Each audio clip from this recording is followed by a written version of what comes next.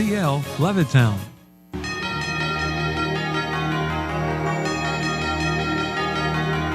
This is the Pro Football Report presented by BCWSA, a weekly recap of your Eagles and news around the NFL. Broadcasting live from Chickies and Pete's, tonight's show is brought to you by Rob's Automotive and Collision, BCWSA, Chickies and Pete's, Begley, Carlin and Mandio Law Firm, Penworth Financial Services, Penn Community Bank, The Capitol Grill, and Ventresca's LTD. We now go live to Chickies and Pete's for the Pro Football Report, presented by BCWSA.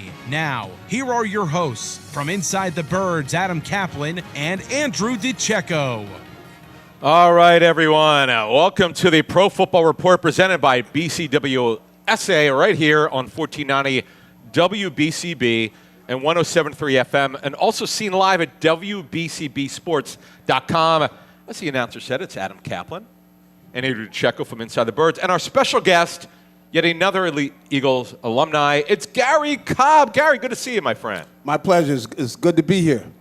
And you know, it's funny, Garry, most people do not know this, that you actually played for the Cowboys and Eagles. How does that, like I've talked to Harold Carmichael about that. That's how Harold ended his career. But, I mean, Buddy Ryan and Tom Landry, how did you get over that?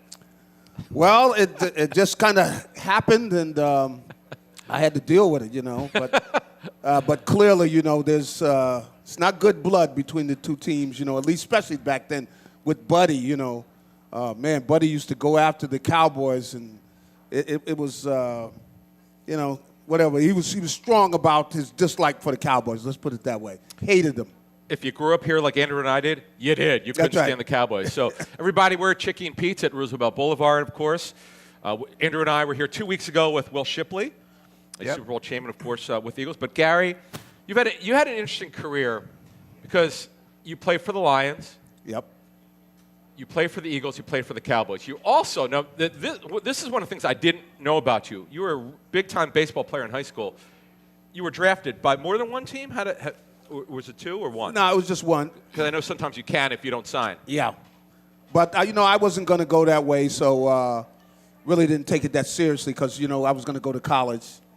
You know, my Pops was big on education, so he didn't want to hear anything that wasn't going to have me getting my diploma and everything. So, and he let me go to USC because really, you know, my Pops wanted me to go to a Ivy League school. Because, you know, I grew up in Connecticut, so, you know, the Ivy Leagues, you know, right back in that area. Yale. And so, that's right, you got Yale there, and you got tremendous schools. But he wanted me to go to Princeton. But I wound up talking him into letting me go to USC. So I went to USC, and, you know, everything ended up working out. But, you know, Pops was big on the education, and he was right. So, you know, when I go talk to kids in schools, I tell them about how my dad, I didn't like hearing what everything he had to say, but Pops was right. He was really telling me the truth. What position did you play in baseball? I played outfield.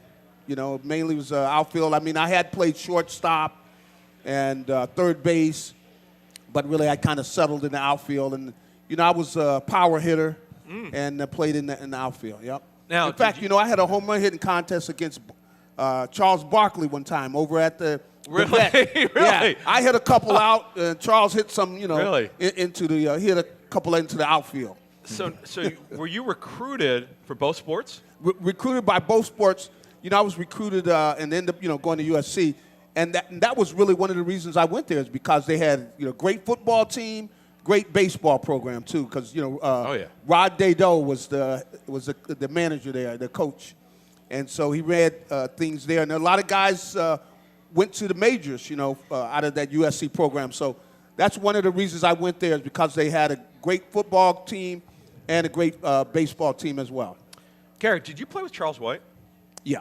Yes, I did. He was, okay, now, Andrew, Charles White was probably one of the best college running backs in history of the sport. Never became a player in the pros. Yeah. What do you remember about Charles White? Well, I mean, he's a guy that wasn't that big, but he gave you everything he had, man. You know, sometimes I'm telling him, like, go down, Charles, go down, because he's taking hits, and, you know, I mean, he ran hard, but like I say, wasn't a big back. Right. You know, and on that team, you know, Marcus Allen was on that team. You know, he was just coming in there as a freshman.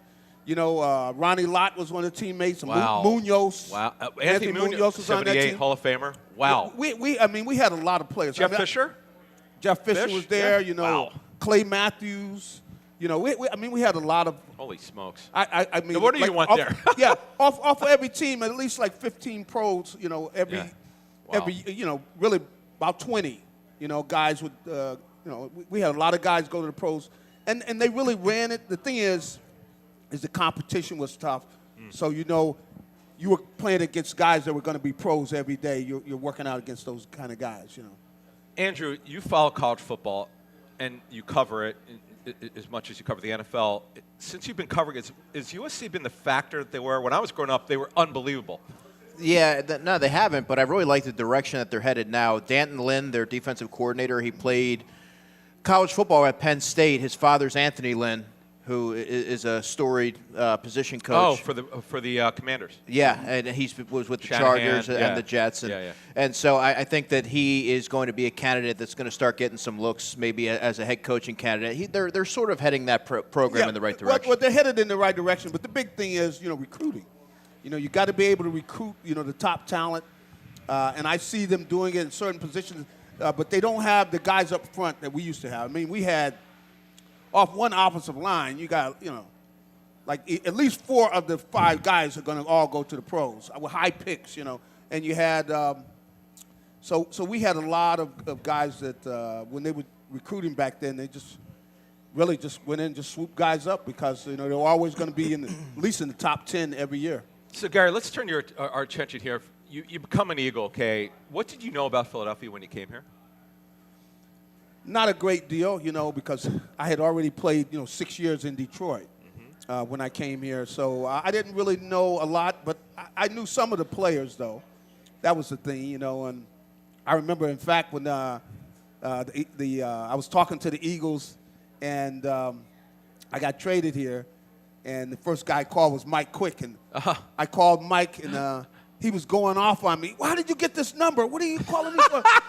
And the reason was it was because he always would hold out during the summer. See, so that was his way of going in, and he would be fresh, So he'd miss most of camp, go in, his legs are fresh, boom, start off with, let's say, 150-yard game, at the beginning of the season and everything. But yeah, so I ended up calling Mike, and he really got after me for calling them, and how did I get the number and everything. I still get on him about it. That's but anyway, hilarious. It all worked out. But Marion Campbell was the coach at that time. And, of course, the next year, of course, it was Buddy Ryan who took over. And Buddy was something else. He was a lot of fun to play with and play for. Because you were a defensive player, that's why. Yeah, yeah. But Buddy was outstanding. I mean, he was ahead of the game for a while there with that defense. With the 46, the 46 defense with the pressure that it put on the quarterback and the way he was able to attack a team. And he believed in turnovers and forcing turnovers, and he gave you a lot of opportunities to make big plays. Now, I had a game with Buddy there in that first year. I had 4 sacks in one game. Wow. And a lot of it was Buddy with that attacking, the way he did everything. He gave you a chance to really make a lot of plays. Now, we know what training camps are like now, but what were training camps like during your time there? It's just a completely different world. Now, every time I'm out there at practice, if I'm with somebody that played, they start griping right away. How could they let these guys just come out here, go through the motions, and then they're right off? But we really, used to practice. Really, they used to really push you a lot. Probably too much. I think the things they do now, it makes a lot more sense. You have a lot of guys healthy. But I probably would meet somewhere in the middle because I do think that they don't really get things really going in the NFL now until a few games in. You really see guys start really playing at that high level of football because they really don't push the envelope that much. No tackle in college. Yeah, no tackling and everything. I mean, they don't do a whole lot in training camp, so it's a big difference. Now, Buddy Ryan has a rich history of developing linebackers. Yes. What, in your estimation, makes him so efficient in that area? Well, I think that first of all, he does a great job of teaching the game, because as a linebacker, you got to have the right keys. You got to be looking at the right thing in order to make the right read. But the big thing is he turns his linebackers loose. Like I was talking about the 4 sacks I had in the game. If you get home on that first blitz, you don't even have to look over there to see that you're probably going to be going again. Because he would feel blood in the water, and once he tasted blood in the water, he was like the shark, you know. You're not going to get rid of that shark unless you get that blood out of that water. Well, that's the way Buddy was.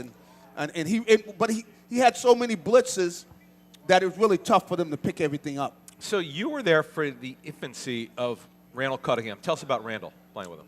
Now Randall was a guy who it's a shame he really kind of developed more late in his career, but he was just a tremendous talent. I mean, one of the most gifted, probably the most gifted quarterback that I ever played with. I mean, because he had a great arm. Of course, he could run like he was a wide receiver. And so he could make plays, and, you saw the best of him really when he was with Minnesota, and he couldn't run as much as he used to. But he was just a tremendous athlete, tremendous football player. And that's the thing. He was a quarterback, but he really was a football player because he could punt, too. You know, he could have been a punter. He had the 90. Andrew, how long was it? Over 90 yards against Buffalo? Like 93 or 93, something. I was going to say 93, right. Exactly. But he had that kind of talent where he could punt, and, he could go back and be the punt returner because he make people miss so much, in open field. So he was a tremendous talent, and I still talk to Randall every now and then, but because he still comes through and then see how he's doing. But he lives out there in Las Vegas, with the family. What made our old friend, number 59, Seth Joyner, so good? Well, I tell you, he was amazing that Seth came in, and he really developed and really studied the game. I guess mentally, a lot of the things Seth did was really which put him over the top with regards to being able to anticipate what teams were going to do out of certain formations. He studied the game, and he really was a guy who was a very good athlete, in that the way he could move and everything. But the big thing he brought the power. Like if he was coming on a blitz, man, he would run a running back over, like an 18-wheeler going over a gnat, out in the expressway. And that's the way he came, and he played aggressively and everything, but the smarts, that's what's the thing that separated. Seth should be in the Hall of Fame. I know, he should be. I don't know how he couldn't. You got a guy who's got over 25 interceptions, or right around there, and over 50 sacks in his career. How could he, with that type of production, how could he not be in the Hall of Fame as a linebacker? I don't see it. Yeah, it's criminal that he isn't. Yeah. Who was the best defensive player you played with? All three teams. Reggie White. Reggie White. Okay. Yeah, because Reggie was, a lot of times they couldn't double team him and block him, but single block, man, he would run over. I mean, you're going, how did he run over? The guy's 340. Did he just ran over? Run him over, man. Just power and speed for a guy his size, but great player. I mean, Reggie was a great player. Really, that defense. I mean, you can't say enough about that defense because Clyde Simmons was on that 96, defense. 96, yep. He was a great player, and of course, you look at the safety. We're already, Eric Allen. Just got in. Been into Hall of Fame, but they really, Seth should be going in because you look at that defense, how great they are. He should be represented. I mean, the linebacker should be represented because Seth was that good. He played the run, played the pass. He was excellent at all those areas, and he was a great blitzer. What else does he need to be? And as you said, and I think that's the biggest point of it, he was such a student of the game. And if you hear him talk, you obviously know that. Yeah. But he was so underrated and absolutely should be in the Hall of Fame. So that was the voice of Garry Cobb, former Eagles linebacker. It's Adam Caplan, Andrew DiCecco. We're right here at Chicken Pete's on Roosevelt Boulevard. Stop by. We're here till 7 p.m. This is the Pro Football Report presented by BCWSA right here on 1490 WBCB and 107.3 FM, and also seen live at WBCBsports.com. We'll be right back. Hey, BCWSA customers, this is Tommy Green from the 1993 National League champion Phillies. My friends at BCWSA are committed to providing us with safe, reliable water and sewer services. They operate state-of-the-art treatment facilities, provide clean drinking water, and make much needed investments to protect our environment and ensure a sustainable future. Learn how BCWSA's investments help grow and serve our communities. Visit bcwsa.net. BCWSA, prove it. Rob's Automotive and Collision Center in Lower Bucks County is a full-service repair center with competitive prices, top-of-the-line products, and the finest auto body and mechanical repair technicians anywhere. Rob's makes repairing your car easy. Same-day service guaranteed. Whether it's an oil change, state inspection, or a mechanical issue, Rob's will have you in and out and on your way. 2700 Veterans Highway in Bristol, 215-826-9200 for 24-hour emergency towing. Call 215-826-0250. Hi, it's Pete from Chicky and Pete's, the official sports bar of your world champion Philadelphia Eagles. Go where the players go. Come join us all season for Eagles pep rallies, watch parties, and the best in-game experience anywhere. Ice cold draft beer, world famous food, and fan-friendly fun for every Eagles game. Every Monday night in South Philly, the Jordan Mailata Show, presented by Miller Lite, followed by Chicky and Pete's Players Lounge with a current player, hosted by Ike Reese and Hugh Douglas. Go where the players go. Chickies and Pete's. When an Eagles player gets hurt, the team takes care of him. When you get hurt, the attorneys at Begley, Carlin, and Mandio will take care of you. They understand that a severe accident can be a life-altering event. You need a reliable teammate to fight for you. The attorneys at Begley, Carlin, and Mandio will get you great results. And if there's no recovery, there's no fee. Contact them today at 215-750-0110 for a free consultation. 215-750-0110 for a reliable ally that's on your side. We now return to Chickies and Pete's for the Pro Football Report presented by BCWSA. Once again, here are your hosts from Inside the Birds, Adam Caplan and Andrew DiCecco. All right, everybody. It's Adam Caplan and it's Andrew DiCecco and Garry Cobb, former Eagles linebacker. We're here at Chicky and Pete's at Roosevelt Boulevard. Andrew and I were here 2 weeks ago with Will Shipley. Love being here. By the way, their red pizza, Andrew, is phenomenal. What did you get tonight? I got the lobster cheesesteak, which was also phenomenal. I think you down that in about a minute. It looked pretty good. Maybe like 4 or 5, but yeah, when it's that good, yeah, you got to. And Garry, is that the Cobb salad? Yeah, that's Cobb salad there. Yes, it's 2 B's. It's good. Yeah, yes. I'm going to take care of it. But I hit some of the fish tacos. They were pretty good. Nice.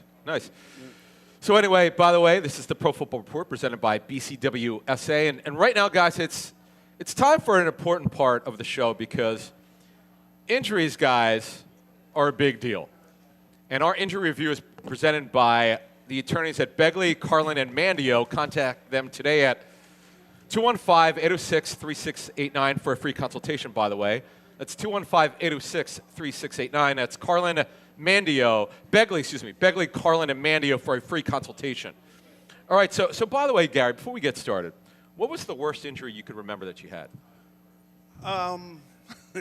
Well, my ankle. That's my left ankle. High ankle? But I never had real ankle injury. Yeah, high ankle. Because they didn't call them, and that was just a bad ankle injury. Yeah, right? yeah, it was a bad ankle injury, right. And that's probably the worst thing I had. I never had any knee. I had for you. wore away my knees a little bit. Where I had some scopes on them, but I really didn't have an injury, on them. So I was pretty healthy for most of my career. I never had anything serious where I was down for the year and that type of thing. No, I made it out pretty good.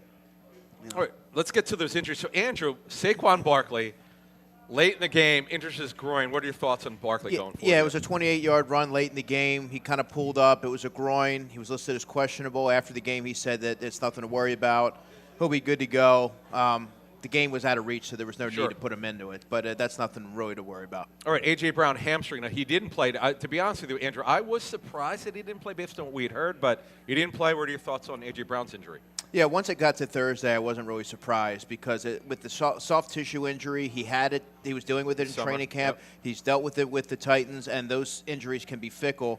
So at the risk of, you have the bye week, and you don't want to risk a setback, gives him that game and then an extended period to recover from it to get him ready for the backstretch. So we'll see. I mean, the first practice this week will be Thursday, and we'll get a clearer picture as to where he stands. What I was surprised was it was a pop-up injury, which we didn't know about in the game. And right. As you said, hamstrings with him with receivers, they got to be able to run. Now, Cam Jurgens, guys, he's had this knee issue. Gary, and you talk about your knees were okay, but Cam Jurgens, remember, he was coming off of back surgery. Yeah. As a former player, when you're coming back from injury, and did you have surgeries in your career?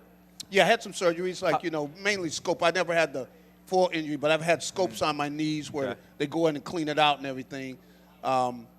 And on my ankle, I had injury, but I've never had, the really, where they totally disabling type of injuries where they go in and kind of clean out your knee and put it back together, and also with the ankle and everything. So I never really had the severe injuries like that. But with Cam, I could see. I was good to see. Landon Dickerson looking healthier. Yeah. He's looking healthier. You know the way he plays, the aggression he is. And he's such a heart of that Eagles offensive line, because when he starts pounding you, it seems like they have success, because he really is kind of the physical part, and they really had a great thing with him and Mekhi Becton there in the middle of that. That's right. D-line of that offensive line last Chargers, year. yeah. They beat people up. They did. Dickerson's a bully. He's a bully. Likes to beat people up. He's a mauler. A mauler. You're Exactly. right. You got it.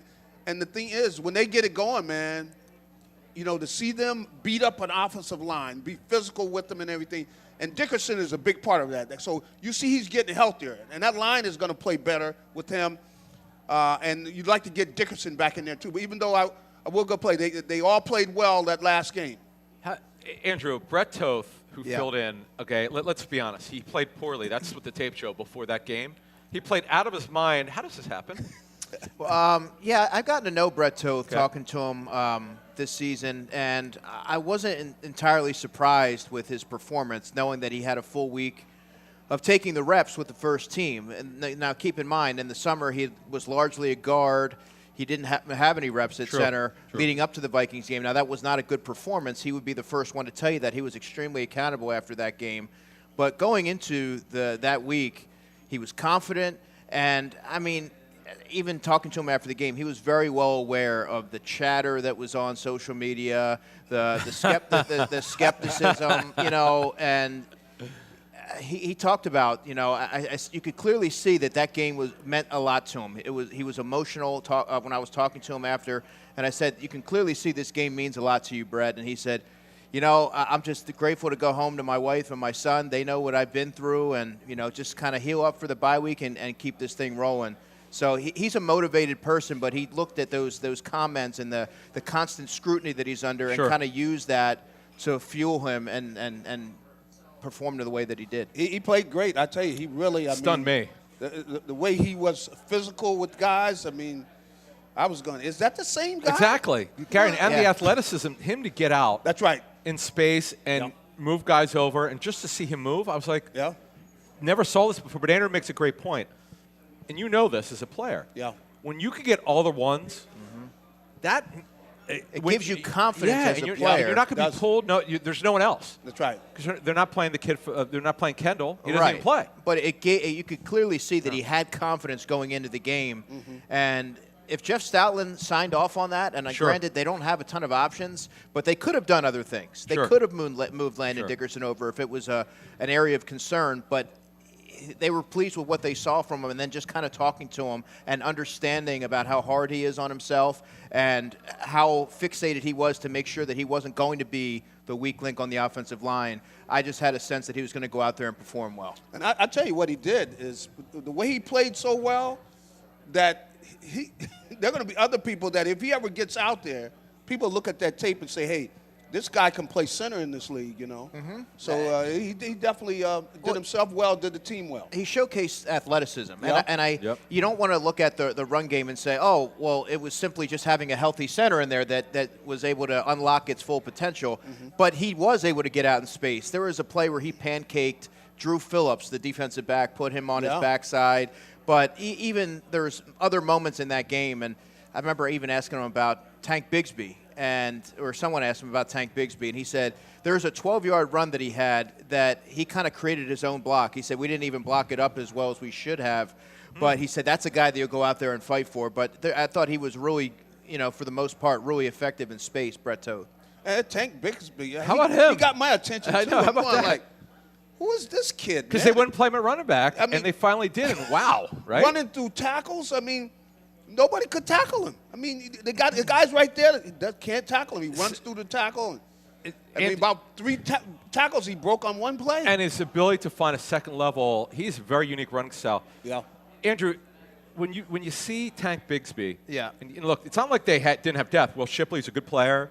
Obviously, A.J. Dillon. But they leapfrogged him over the other two. What are your thoughts about Bigsby going forward? Well, everything that I've gathered, and Nick Sirianni himself said it, he practices exceptional. So when you start to log, you start to stack those productive practices, that's going to instill confidence in the coaching staff to give him a longer look offensively. They wanted to find a role for him. Now, you don't acquire a player for a 5th and a 6th round pick solely to be a kick returner. Sure. There was the appeal for having being on a rookie contract, but also his running style in the sense that it could complement what they had in Saquon Barkley. And the Giants, everything seemed to really align. They were able to get him in there, and he made the most of his opportunity. That was his first 100-yard game since Week 7 of the previous season, where he carried the ball, I believe, 26 times for the Jacksonville Jaguars. All right. Next injury, guys, Dory Jackson, before we get to Packer injuries, he had the concussion. I'll tell you, and I know he's got to get clear to practice. But the bottom line is Eagles have now they have enough corners, Andrew. What do you think happens here when Jackson gets cleared? Well, that's going to be really interesting because it's kind of like, a coin flip, spin the wheel. But, in my estimation, and I understand that they went back to Adoree Jackson when he was healthy. They plugged Ringo in when he was out. But I really just believe that it's going to be Keely Ringo Monday night against the Green Bay Packers. Younger player. They've invested now 2+ years in just developing him. And I think that he's sort of building a little bit of confidence. He was pressed into service against the Vikings. He did some good things, aside from colliding with Moro Jomo. And then in the Giants game, he wasn't targeted that much. And you don't want to make too much over one game, but listening to Vic Fangio, you get the sense that he believes that there's something there. He just needs to be more instinctual, which is what Vic said prior to the bye week. And he's got to continue to play with more confidence and technique. Yeah, I would say just overall at the cornerback position, because they got Jair Alexander, and then we just talked about Jackson. It's not about how many bodies they have. They need someone to play consistently solid football. Now, Ringo's not been tested a lot. He's not given up the big play. That was the one thing except there was against concern the Giants in Thursday Night Football. Other than that, he's held his own. But when I say that, they're not really throwing at him a lot. That's what Greg Cosell and I were talking about. Like, when are you going to go after this guy?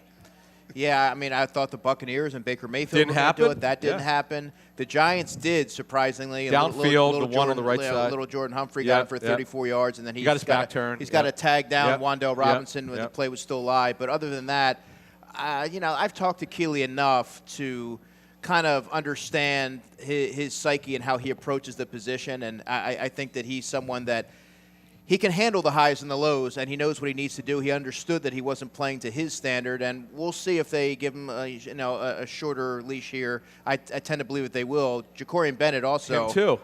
He's another player who's only played 24 snaps this season, right. You have to get a sense of what he can do. I think that from a confidence standpoint, it's something that I saw that didn't seem to be there with Ringo that I think could be building, because, that's one of the things. If you're out there on that corner, you got to have confidence. You cannot play that position because, there's nobody out there with you. It's on just that you, island, that's right. It's you and the receiver, and if you don't go out there with confidence, it's really tough, and I think that's growing on him, and hopefully he keeps on adding to that. But every good game he has, and you hear all these positive things, I think it makes him a better player as they go along. Yeah, absolutely. You got to keep stacking those productive games, and I think inevitably confidence will come with it. And the Packer injuries quickly here. We got Tucker Kraft, their starting tight end towards ACL. He's done for the season. Luke Musgrave he was having a great year, too. He was. Big time Gary running after the catch tight end. Yeah, he was, Matthew Golden hurt his shoulder in the last game. Dontavian Wicks, who's basically their third receiver. He's got a calf injury. He didn't play the last game. And Jaden Reed. Football player, I know. Dontavian Wicks. Good size. And then Jaden Reed's out till December. So they've got a numbers problem at receiver. They had like 6 guys who could play receiver. All good. Who knows? We'll learn more as the week goes. As you said, Andrew, the teams don't practice till Thursday. Aaron Banks, one of the starting guards, he's got a stinger. Colby Wooden, a starting defensive tackle, has a shoulder injury. Matt LaFleur did say that Golden's injury is not week to week, it's day to day, but they don't know yet whether he'll play. So, Andrew, these injuries have impact. Yeah, they certainly do. We'll have to wait and see what transpires in the coming days, but they're the walking wounded, while the Eagles, it's kind of a stark contrast because they're getting healthy at the right time for this back stretch. Gary, by the way, did they have byes when you were playing? No, we didn't have byes. Shorter schedule, of course, 14 games. Yeah. Yeah. Whatever, No, 60 we games, didn't have any byes. No Thursday night games? You know what there were? There were some byes. They were letting guys go. There were some of those, but they didn't have any byes back in my day. I got you. Okay, that was this week's injury review, brought to you by the attorneys at Begley, Carlin, and Mandio. Contact them today for a free consultation at 215-806-3689. That's 215-806-3689. You're listening to the Pro Football Report presented by BCWSA right here on 1490 WBCB and 107.3 FM, and also seen live at WBCBsports.com. We'll be right back. This is Tommy Green from the 1993 National League champion Phillies. Every champion needs a good game plan. BCWSA and I want to make sure you have a game plan when it comes to conserving our most precious resource, water. Whether you're washing dishes, brushing your teeth, or watering your garden, there are ways you can save water and save money. Visit bcwsa.net for tips on conserving water. BCWSA, proven. Your day-to-day life is hectic between having to pick up the kids, make dinner, the countless other tasks that you got to get done. Rob's Automotive and Collision is there to make your life a whole lot easier. Make sure you take advantage of their spacious waiting rooms, the large flat-screen TVs, complimentary coffee and muffins, and free Wi-Fi. So even when you do have to stop, Rob's is there to make you feel right at home. Give Rob's a call today at 215-826-9200 for any of your auto repair needs. Hi, it's Pete from Chicky and Pete's. Do you have a large party of 10, 20, even 50 people? We can't wait to treat you like family at Chicky and Pete's. Forget about deposits or credit card reservations. Making a reservation for your large group is effortless at Chickies and Pete's. Lots of options to celebrate and make your night out unforgettable. Order off the menu or select from food and drink packages, private party rooms available. Make your reservations right now at chickiesandpete's.com. And don't forget, Chicky and Pete's gift cards are the perfect fit for any occasion. Only at Chickies and Pete's. We now return to Chickies and Pete's for the Pro Football Report presented by BCWSA. Once again, here are your hosts from Inside the Birds, Adam Caplan and Andrew DiCecco. All right, everybody, welcome back. We're at Chicken Pete's in Northeast Philly, Roosevelt Boulevard. I grew up not too far, Andrew DiCecco, from here. Cheltenham. That's right. In fact, we used to go to the Roosevelt Mall, my man. Sam Goody's. You're not old enough. Gary knows Sam Goody. Oh, I know Chris, Sam you know Goody. Sam Goody's? See, Sam Goody's was... Sam Goody's? Clover? Yeah. Okay. See, he's a youngin', but, I wasn't sure if I'm not that young. Don't give me too much credit. Do we have any gray hair yet? I have a lot in my beard, man. You don't color it either. Don't you be coloring it like my dad did. I would never, yeah. You're too young, dude. You're only in your 30s. You don't know about the coloring of the hair. But, guys, it's time now for this week's Penworth Financial's Keys to the Game. The key to your financial future is Penworth Financial. Call them today at 267-997-4503 or visit them at penworth.com. So, Andrew, guys, and Gary, Eagles are coming off a bye, right? They're well rested. I actually like it mid-season. It's more or less mid-season. Yeah. Because, look, I think they had it, week 5 last year? Something like that? It was way early. Yeah. It was earlier, yeah. Still won a Super Bowl, but they needed it at that time. They had to recalibrate. Yeah, this time, I could have come at a better time. No. You're around the team all the time. Yeah, no, especially for the offensive line. That's going to be the key to their success offensively moving forward. You're now allowing someone like Landon Dickerson to rest, Cam Jurgens to rest. And I go back to this point. There was a lot made about Saquon Barkley and how he was going to return this season after handling the ball 482 times, if you're including the postseason, but not enough was made about the attrition on the offensive line and how that was going to affect them early in the season. And across the board, except for Tyler Steen, who played about 316 snaps last year, you can clearly see that they're hindered and they're not playing at full capacity. I think this is really going to help them. And when we look at these Penworth financial keys to the game, Andrew, I think just And Gary, building off of that last game, because Gary talked about before the break, about how Brett Toth took that first and big step in his career. And Andrew, you've gotten to know Brett because you're in the locker room as a beat reporter for InsideTheBirds.com. And you're DiCecco Daily. I always enjoy my conversations with him. I always learn something. Who played at Army, so we appreciate his service. Good man, but it's been a great story. So let's get to those keys to the game, again from Penworth Financial. So guys, here's the way I see it. They're rested. Gary talked about Dickerson looked great in the last game. He looked healthy, getting those guys off their feet. Gary, how would you benefit for a bye if you were still playing? Well, as you get older, your legs. Of course, your legs are your key. You really tackle with your legs. You block with your legs and everything. So legs are very important to have that life in them. And as you get older, you got to get your energy drained. So you need that rest. It kind of brings you back to life and everything. So the veteran guys on the team, guy like Lane Johnson, a week off is huge. That's right. To him. And there are other guys, of course, on that among that offensive line who, they've got mileage. They start getting mileage on those. Mailata, yeah, Mailata. Who had back problems, Gary, early in his career, amongst other things. Yep. So to get those guys fresh, it's like you just rejuvenate them, and I expect them to come out and really be, look like the guys that they played, that were there last year when they kind of opened things up for Saquon. But I would also, to take this even a step further, it maybe if Cam Jurgens isn't necessarily ready, or if they could still afford him some time.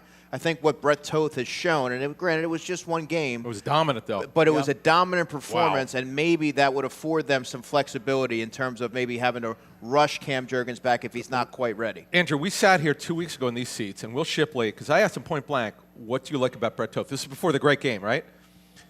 And you could just see it, how much respect he had, how smart he is. And you know this from being in the locker room. The players always talk about smarts with Brett Toth. Oh, yeah. But you're looking to apply the smartness, Gary, to the football part of it on the field. Yes. And when he didn't just do it, you never seen Brett Toth before, and just watch this last game against the Giants. You go, wow, this guy's an all-pro. He looked unbelievable. That's right. How does this happen, Gary? I mean, I was amazed I was looking shocked. at the tape. To see him, the speed. I didn't realize he was an athlete. Remember, he's a tackle by trade. That's right. Yeah. But the way he was getting out there on those when he was pulling and everything, I'm going like, Yep. I didn't know the guy could run like this. Yeah, the reach blocks, the pins and pulls. Yeah, it's and great. And the way he was, I mean, he I'm sure he got the attention of all the other guys on that offensive line. Big time, They sure. Probably didn't know that he could play that well, but it's just a matter of obviously he got a chance to play the position, got another chance. He could sit down, and it really is good when you can sit down and kind of see what you're doing and everything, and kind of be confident in things. And that was great to see him play like that. Yeah, just taking the temperature of the post-game locker room, I mean, you'd be hard-pressed to find a player who wasn't happy for Brett Toth. It seemed like that was the consensus. Sure. And Jordan Mailata mentioned it. I asked Landon Dickerson about him, and they were just gushing about how he just comes to work every day. He doesn't have the spotlight or anything like that, but he just handles his business, and they commended him for it. So as we move along here with these keys to the game, so we talked about coming out, getting rest. Let's get to the game part of it, guys. To me, it's still the Eagles with Saquon Barkley. The Packers, there are some games where they've gotten gashed. Last week, I mean, I'm watching the Panthers run right over them, and remember they traded Kenny Clark to the Cowboys. Mm-hmm. They got another D tackle hurt. Andrew, would you not come out with Barkley? Yeah, I think that no matter who the opposition is, that's always going to be their approach. Foundationally, that's what they're going to do. But that would be the point of emphasis if I'm the Eagles, to try and establish the running game, see what you have with that offensive line. I think that they're going to be able to unlock that aspect of it, knowing that they're coming off the bye week, and they just had a dominant showing against the New York Giants. So that would be the most logical plan of attack, and I think that's the way they're going to go. I would agree. I mean, they've got to do that. And the thing that you got with Saquon is, everybody's been talking about this about Saquon, that about Saquon. It really wasn't great Saquon. last week. Yeah, it's the line. It's the line.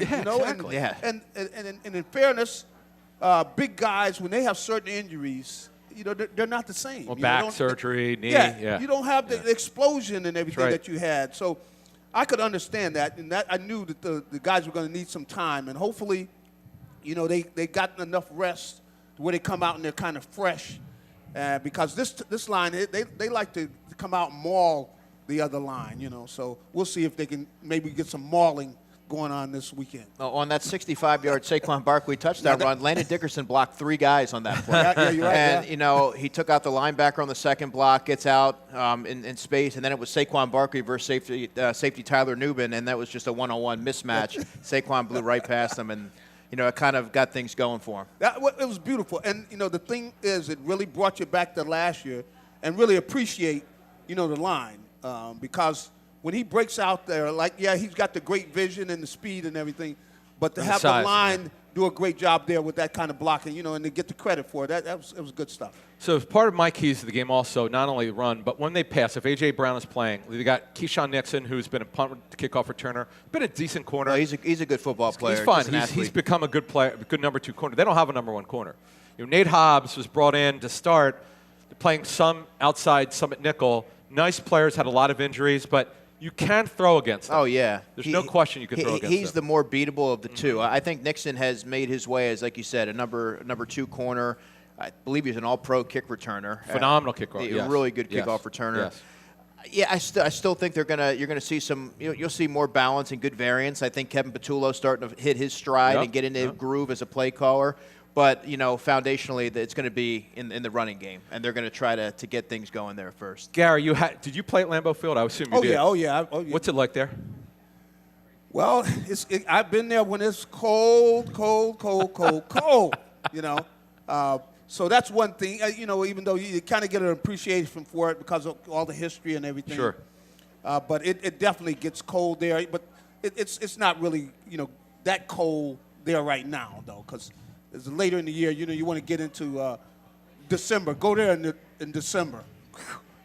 You got to be It could be rough, right? Yeah, but I played up there, and the thing is, though, you really appreciate a lot of the Green Bay people, though. They are very nice, and cordial, and everything. Of course, they want the Packers to kill you, but a lot of nice people up there in Green Bay, and they're there, and they're going to be making noise, and it's going to be a nice crowd there for the Eagles. Is there anything that you did to prepare yourself for that kind of the frigid temperatures? Yeah. Well, not really. It's just mentally. Did you wear sleeves? You got to be tough. Yeah, you're gonna put the sleeves all on and everything. So I did all that. You're gonna layer a little bit. But the big thing is you got to get out there, and once you get caught up in the game as a player, it's the thing that helps you ignore the weather. Mm-hmm. You got a big 330-pound tackle coming at you. You're not thinking about the weather. Yeah, you're trying to make a play. Yeah, that's right. You're trying to make a play. So you get in that. The big thing is the younger guys. You have to get after them, especially early in the game. Or when you come out and things, they want to start talking about the weather. Say, hey man, hey look, stop it. We got a game to play. We're going to focus on what we got to do and everything. We're not going to make such a big deal about this weather thing, and because you don't want to let it mentally get to you. Because I have seen that, where it hurt a team. Because you got a player who's focused on the weather and not on doing his job. And the leaders on the team got to make it a point to say, look, we are not losing to the weather, okay? So I want to hear about it. I want to hear about the weather. Remember when the Bucks came in here to close the vet? Joe Jurevicius, I hate to bring it up. Yeah. Remember, they could never win over 32 under 32 degrees. Yeah. Yes, That's correct. right. Good memory. Yeah. Very good memory. All right, so let's give a quick prediction here. I like the Eagles to win this game. Sirianni's great off the bye. They're getting healthier. Green Bay's got injury problems, had a terrible loss at home. Green Bay is not dominant at home like they used to be when Brett Favre was there. What are your thoughts, Andrew, in this game? I like the Eagles to win this game. I do think it's going to be sort of a back-and-forth affair, especially with Jordan Love and the Green Bay passing attack. I assume that this is going to be the week where they are going to target the second cornerback spot, maybe try to put rookie safety Drew Makuba in flux. There has been some busted coverages with him back there, some missed tackles. So that might be an area where they try to exploit it with Matt LaFleur is a good offensive mind. But I just believe that the Eagles they have the better team, of course, but now that they have more variation in terms of pass rush, and they're going to be able to get home. And the interior has been really effective, but now that's going to be able to have the edge complement that. So that's what I think is going to be the difference maker. Gary. Well, I like the Birds in this game, and one of the reasons is, I think they're going to be able to kind of nullify Micah Parsons. And the way they're going to do that is with that running game. You know, I think he doesn't play the run well. Yeah, oh, yeah. Jerry Jones told us, and he doesn't like it because they don't make a big deal about you made a tackle against a run. See, they make a big deal about you getting to the quarterback, right. And I think that they can really kind of disarm that defense of the Packers by running at them and running at him in particular. So, I definitely think they can get after the Packers and really come out, get physical with them and everything. I think that's the weakness that they have. All right, those are the Penworth Financial keys to the game. The key to your financial future is Penworth Financial. Call them today at 267-997-4503 or visit them at penworth.com. It's Adam Caplan and Andrew DiCecco from Inside the Birds, and it's former Eagle linebacker Garry Cobb. You are listening to the Pro Football Report presented by BCWSA right here on 1490 WBCB and 107.3 FM, and also seeing live at WBCBsports.com. We'll be right back. Hey, BCWSA customers, this is Tommy Green from the 1993 National League champion Phillies. My friends at BCWSA are committed to providing us with safe, reliable water and sewer services. They operate state-of-the-art treatment facilities, provide clean drinking water, and make much-needed investments to protect our environment and ensure a sustainable future. Learn how BCWSA's investments help grow and serve our communities. Visit bcwsa.net. BCWSA, prove it. Rob's Automotive and Collision Center in Lower Bucks County is a full-service repair center with competitive prices, top-of-the-line products, and the finest auto body and mechanical repair technicians anywhere. Rob's makes repairing your car easy. Same-day service guaranteed. Whether it's an oil change, state inspection, or a mechanical issue, Rob's will have you in and out and on your way. 2700 Veterans Highway in Bristol, 215-826-9200 for 24-hour emergency towing. Call 215-826-0250. Hi, it's Pete from Chicky and Pete's, the official sports bar of your world champion Philadelphia Eagles. Go where the players go. Come join us all season for Eagles pep rallies, watch parties, and the best in-game experience anywhere. Ice cold draft beer, world famous food, and fan-friendly fun for every Eagles game. Every Monday night in South Philly, the Jordan Mailata Show, presented by Miller Lite, followed by Chicky and Pete's Players Lounge with a current player, hosted by Ike Reese and Hugh Douglas. Go where the players go. Chickies and Pete's. We now return to Chickies and Pete's for the Pro Football Report presented by BCWSA. Once again, here are your hosts from Inside the Birds, Adam Caplan and Andrew DiCecco. All right, everybody. It's Adam Caplan. It's Andrew DiCecco from Inside the Birds, along with former Eagles linebacker Garry Cobb. And we're here at Chicky and Pete's in Northeast Philly, Roosevelt Boulevard. We love being here. Andrew and I were here 2 weeks ago with Will Shipley, a Super Bowl winner. So we had a great time. We appreciate everyone who turned out. And also, Merrill Reese and I will be at Chicky and Pete's in Warrington, Andrew, next week. And we had Mike Mamula with us last time, Eagle legend, former first-round pick, as we know. And this is our last segment here, Andrew. And you know what? A couple things I want to get into as I look at my notes. First of all, we got to talk about the trades, because we could have talked about the top, but we had a lot of stuff to get into. So we got to get into it. Andrew, let's get it. 3 trades. They didn't make a trade today. They didn't need to because they already made 3. Yeah. Let's get to let's just get started with Michael Carter II. What are your thoughts on Michael Carter, getting him from the Jets? Well, he's an interesting player. I kind of view it through the lens of how they had Avonte Maddox last season, where he can play nickel, he can play safety. There's the overlap with safeties coach Joe Casper when he was at Duke. He was the grad assistant.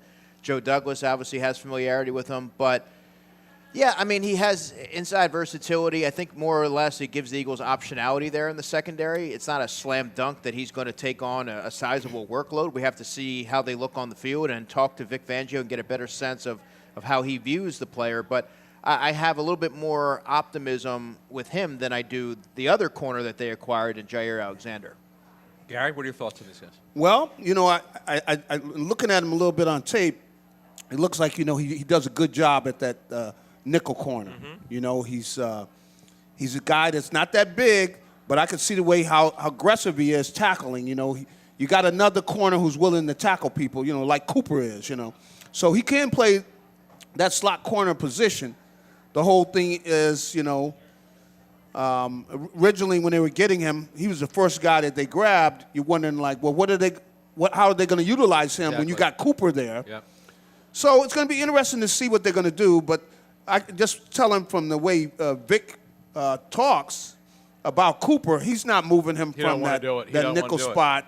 Yep. So we'll see how much they might want to play him at the corner spot. We'll see what he looks like out there. But it'll be interesting to see what they do, because maybe they got something, up their sleeve. But somehow they get both of them on the field at the same time. But I don't see them moving Cooper out of that, out of the slot corner spot. He is Vic. I don't want to say he's defiant. He's reluctant. He loves. Look. I mean, Cooper's great at it, he's man. He's great at it. I know. He's one of the best players in the NFL at that position. He's one of the best players Yeah. on the team, Yeah. and I believe that what he can do from that inside corner position is integral to the Not overall. inside corner. It's nickel, Yeah. but I like saying that like Vic does. It's integral. Fangio calls it. That's right. He doesn't like you calling a corner. Yeah, that's right. We get it. I'm just giving you a hard time. It's integral to the functionality of the defense, and because he's able to see He things is. and he can blitz and he can tackle in space and do all these other things. Highly intelligent football player, very tough. And just amazing that you got a guy with all the talent he has. I'm just amazed at how did he make it into the second round? Well, Gary, that's the thing. Clubs, the way I understood it was, they didn't think he was a big-time. They thought he'd get number 2 corner, not a lead corner. Yeah. And they didn't know what was he at the next level? Is he a corner?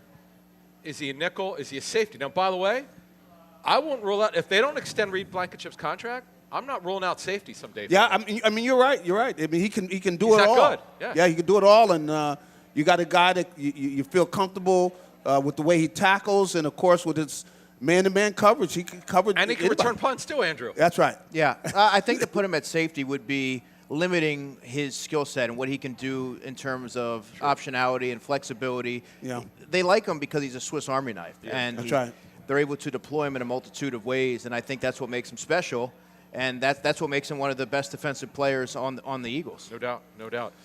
A couple other things here. So then we had Michael Carter. You mentioned Jair Alexander. Andrew, here's my issue with this one. And I know they didn't. I don't care that they gave up next to nothing. The Ravens, who are in dire straits at corner because of a ton of injuries, they benched them. They played him 2 games. Andrew. 61 snaps. Crazy. 5 games he was a healthy scratch. 28 years old. I mean, he's had a lot of injury histories in his career. You obviously like the fact that he overlapped with Christian Parker, the Eagles defensive backs coach, who was then a defensive quality control coach for the Packers. I have to believe that he had some sort of a say, or they at least asked. Input, yeah. Yeah, some sort of input in getting him over there. So, yeah, we'll see what he has left, if he has anything left. I'm not so sure that he's a drastic upgrade over what they already have, but until you see him on the field or what their plans are for him, you really can't make that determination. But clearly, probably Parker sold them on him. I mean, he had to tell them something to make them make the move, and they didn't give up a lot. But clearly, he thinks he can do something. We'll see whether he's right or wrong, and I'm sure that he's got some kind of idea of what he thinks he can do with them. Maybe he can. We'll see. He would be a great addition if he can come in and contribute, but that's yet to be seen. So we got to see it. But the big fish came in the last 24 hours. Jalen Phillips, a former first-round pick for the Dolphins, gets traded for a third-round pick. Andrew, I like the move because, let's face it, their pass rush clearly is not been good enough. We knew this. You and I were in training camp. We're like, do they have anyone who could consistently rush the passer? Then, unfortunately, Nolan Smith got hurt. Now they designated for return, so he's going to start practicing this week. But he's been off for 2 months, so you just don't know how good he's going to be. Right. What are your thoughts on Jalen Phillips here? Yeah, well, I mean, dating back to the offseason, the 2 most glaring needs were corner, the second cornerback spot opposite Quinyon Mitchell, and edge rusher, especially in terms of depth. They were relying on a lot of young players to make that leap forward. And, they put a lot of eggs in the basket of a Nolan Smith and a Jalix Hunt, but I think it was very evident early in the season that they weren't getting enough there. And Jalen Phillips is a headliner. They didn't have a quote-unquote headliner at that position. And if when he's fully healthy, he is that player. Good length, 6'5", 263 pounds, can play the run. I thought he did some good things playing under Vic Fangio in 2023. Yep. Now it was brief. He had 6.5 sacks, 27 pressures. So he's obviously effective in that defense. And that's another player that I think should be able to transition seamlessly. Health has always been that's been the issue with him. But this season he's played and started in all 9 games. Gary? Well, I like what I saw him on tape. He's not just an outside pass rusher. He's the kind of guy you can slide inside and like some of the other guys in the league, the marquee outside pass rushers, can come inside and create problems for, the guards and the centers, and I could see them utilizing him. And, he doesn't always get the quarterback down to on the ground, but what he does is he's disruptive. He's long, too. Yeah, and he definitely is a guy that's going to go in and create some confusion, And actually, by the way, he could play inside and nickel. They did that. That's what I'm saying. I saw him doing some of that. Yeah. So, I think it's they're going to utilize him the right way. They kind of know his talents. So I'm looking forward to it, and I'm expecting some good things from him. Andrew, how good is this team now comparatively to the rest of the league after these moves? I always try to avoid hyperbole, and I don't believe this is hyperbole saying that move put them. Put them as probably the most complete team in the NFL. The Phillips one. Yeah, I believe that it did. And you know me, Adam. I definitely avoid hyperbole, but I believe that put them on a clear path to Santa Clara if they're able to stay healthy and if they get the returns that they need off of some of these additions, namely Jalen Phillips. Because look at it, guys. The Packers now have major injury concerns. They came off of a terrible loss at home. The Commanders, forget about it. They're finished. The quarterback, they don't know when he's coming back with a dislocated left elbow. They're 3-6. They're bad. Cowboys stink. The West, the problem is the Niners. Now they lost another edge rusher, Michael Williams, for the season to an ACL. Nick Bosa, one of the top 3 edges in the league, is out for the season with an ACL injury. Fred Warner, one of the best, maybe the best linebacker in football. He's done. Was it torn Achilles? I think so. Yeah. I mean, the Lions are a good team. But they had a terrible loss, and they're bad at corner. Exactly. Every team has bad flaws. Clear flaws. Yeah. And there's always going to be imperfections with every team. But I think right now, Howie Roseman has assembled probably the most complete team. Well, the big thing that, I want to see is to see them play complete games.